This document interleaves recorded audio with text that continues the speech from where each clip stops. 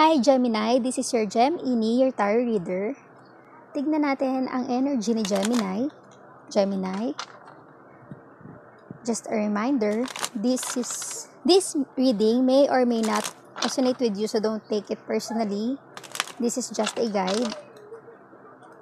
So Gemini, tignan natin ang energy mo. Gemini. Gemini. Gemini. Ano ang energy mo? King of Wands, Six of Swords, Seven of Swords, King of Wands in reverse and Six of Swords in reverse, and Seven of Swords.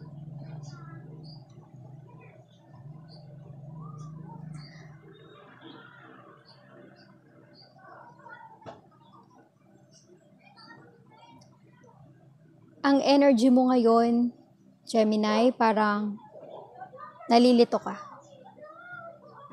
Nalilito ka sa buhay mo. Marahil kung ano yung dapat mong gawin. Kasi parang feeling mo kahit ginagawa mo na ang lahat, meron at meron kang nakakalimutan, naiiwan, hindi mo sinasadya. Kaya parang litong-lito ka sa buhay mo ngayon.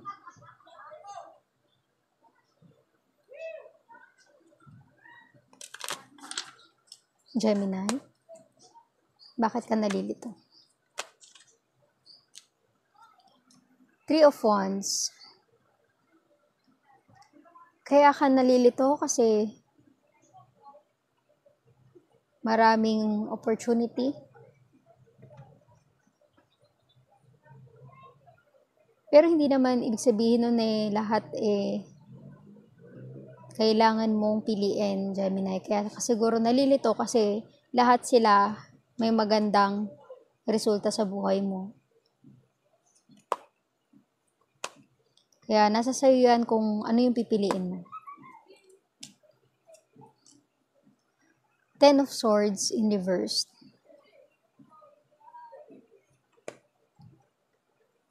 Kasi feeling stuck ka, Gemini. Feeling stuck ka sa pagpili ng opportunity sa buhay mo. Well, lahat naman yan blessings, pero parang hindi ka maka-move on kasi parang nag-aalangan ka na pag pinili mo yung isang opportunity, sayang naman yung isa. Sayang yung iba. Pero gaya nga ng sabi nila, isa lang ang kailangan mong piliin para ma-achieve mo ang success. Six of Wands. Para ma-achieve mo ang triumphant, Gemini, kailangan mo mamili ng isa. Hindi pwedeng lahat sila. Kasi kung mag-stay ka na naguguluhan ka, hindi mo alam kung anong pipiliin mo, magiging stuck ang lahat ng opportunity na nakapaligid sa'yo.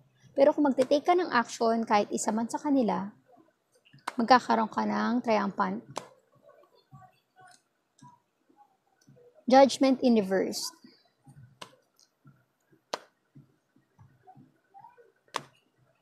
At the end, nasa sayo naman yan Gemini.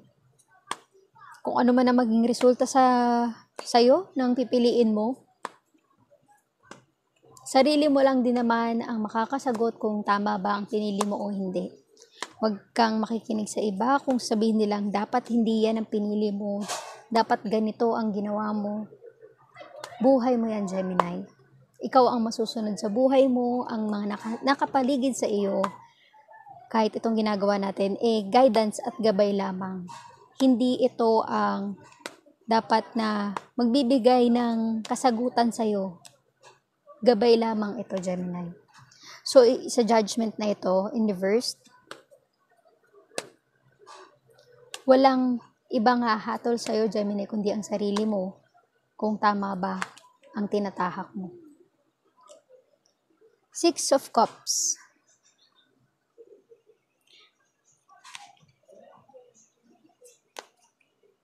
Itong pipiliin mo na ito na opportunity malapit sa nakaraan mo. Parang nagre-reminisce ka na parang mas nag-e-enjoy ka kung ito ang pipiliin mo, kung ito ang babalikan mo. Di natin alam kung career-wise, business, love, ang umiikot sa iyo ngayon, Gemini.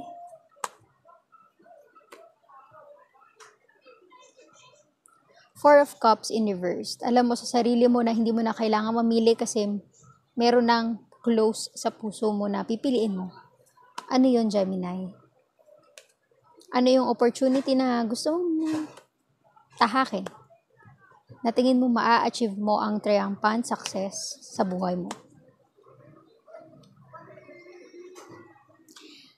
Seven of Pentacles in reverse. Hindi ka na stuck. Pag itong opportunity na to